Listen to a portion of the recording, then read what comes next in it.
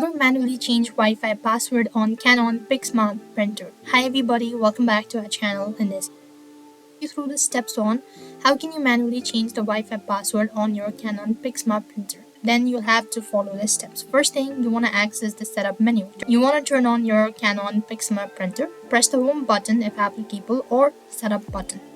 After which, you need to use the arrow button to select setup and select network settings. After which, you want to select Wi-Fi setup and wireless or else wireless LAN setup. Then select manual connect or standard setup. The printer will search for a nearby wireless network. Use the arrow button to select your network or press OK.